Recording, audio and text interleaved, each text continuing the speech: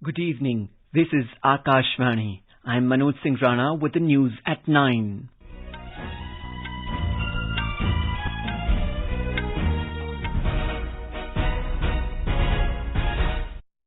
The headlines. External Affairs Minister S. Jaishankar slams Canada for allowing celebration of former Prime Minister Indira Gandhi's assassination. Says space given to separatists and extremists not good for relationship with India. Situation in Manipur remains peaceful and under control. No incident of violence reported in last 48 hours. President Draupadi Murmu urges business leaders of Serbia to take advantage of large potential for trade and investment between the two nations. About 15 people killed in a blast at the funeral of assassinated minister in northern Afghanistan. And Australia were all out for 469 in their first innings against India at World Test Championship final in Oval.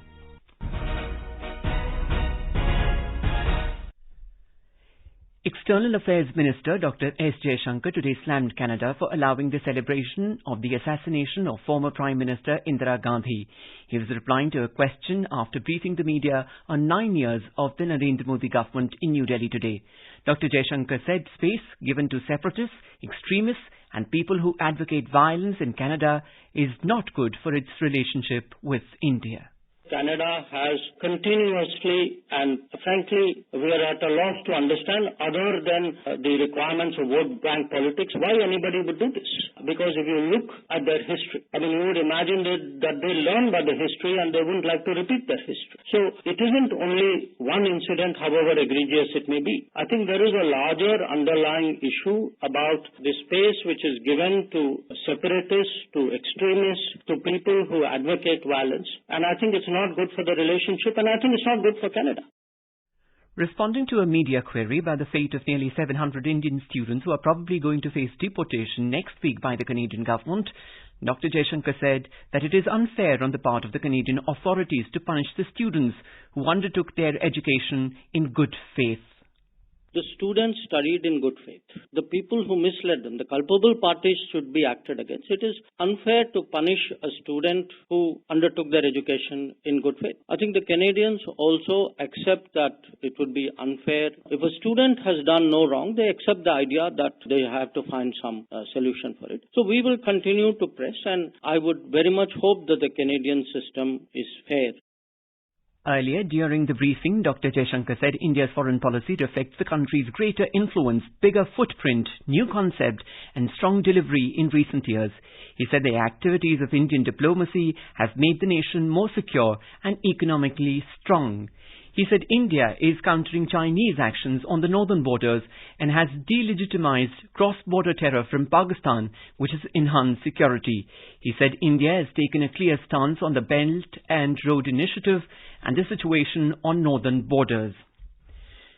Dr. S. Jaishankar today met displaced families from Kabul as part of a mega public outreach campaign Sampark Se Samarthan in New Delhi and inquired about their well-being. Later speaking to the media, he said that the government is with the displaced families and favourable decisions will be taken for them under better conditions. The External Affairs Minister said that many people want to return and also want to keep their passports. Dr. Jaishankar said that the government wants to find a better solution in this matter. In Manipur, no incident of violence has been reported in the last 48 hours and the situation remained peaceful and under control. In a statement, Advisor Security to the Government of Manipur, Kuldeep Singh said the curfew relaxation has been made for 12 hours in 5 valley districts and 10 hours in neighbouring hill districts. There is no curfew in 6 other hill districts. In order to provide relief to displaced people in Manipur, the Ministry of Home Affairs has approved 101 crore rupee relief package. It said senior officers have visited and are camping in vulnerable areas. Strict security measures have been taken up in all vulnerable areas. Further, the combined team of state and central forces have intensified combing operations in many parts of the state. President Draupadi Murmu has urged business leaders of Serbia to take advantage of large potential for trade and investment between the two nations. Briefing the joint press conference with her Serbian counterpart Aleksandar Vučić after the conclusion of delegation-level talks at Belgrade, President Murmu said that relationships between India and Serbia have been unique since the days of the non-aligned movement and are based on mutual trust, mutual understanding and support for each other on issues of core interest. Serbia can become an effective gateway for Indian companies to access wider markets in Europe and Eurasia. All of this indicates the large potential for India-Serbia trade and investment.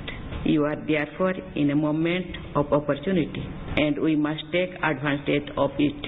We must strengthen our old bridges and also build new ones. Talking about the future of India-Serbia relations, President Murmu highlighted the areas of potential cooperation, especially in trade and investment, science and technology, digital technologies and people-to-people contacts. President of Serbia, Mr. Vučić, promised simplification of the issue of visa to Indians. He also explored starting direct flights between the two countries to promote tourism and have greater business engagement. After the media briefing, both the leaders addressed the high-level business delegations of both the countries. The BJP has accused Congress leader Rahul Gandhi of spreading hate against India during his visit to the United States. BJP leaders Colonel Rajyavardhan Rathore, Pravesh Sahib Singh and Poonam Mahajan have written to Mr. Gandhi saying the highest number of riots took place in their reign. The letter said Rahul Gandhi is running a fake narrative in the name of Mohabbat Ki Dukaan, but in reality the Congress party disrespected its senior leaders. This is Akashvani giving you the news. For quick news updates around the clock, follow us on our Twitter handle at AIR News Alerts. As the NDA government has completed 9 years in office, Akashvani News brings a series of special stories on the initiatives taken by the government. The government has initiated a number of schematic and legislative interventions over the past few years for educational, social, economic and political empowerment of women. These have resulted in improving the status of women on many counts.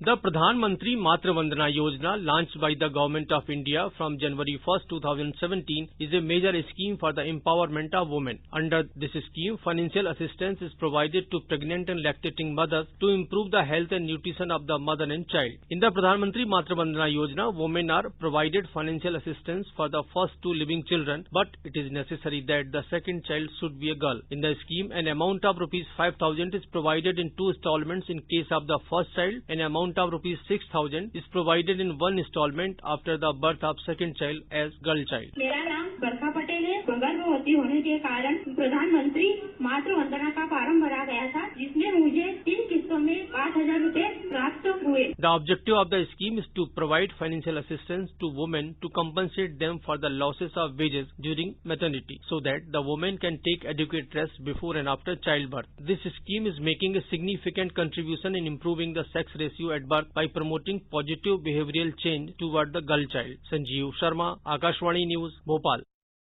The Cooperation Ministry has taken 5 important decisions to realize Prime Minister Narendra Modi's vision of Sehkar se Samriddhi.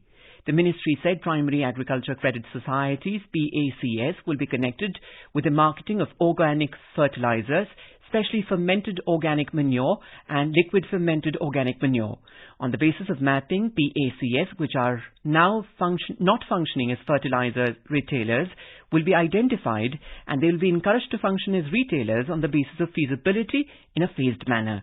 These decisions were taken in a meeting of Union Cooperation Minister Amit Shah with Chemicals and Fertilizers Minister Mansukh Mandavia in New Delhi today.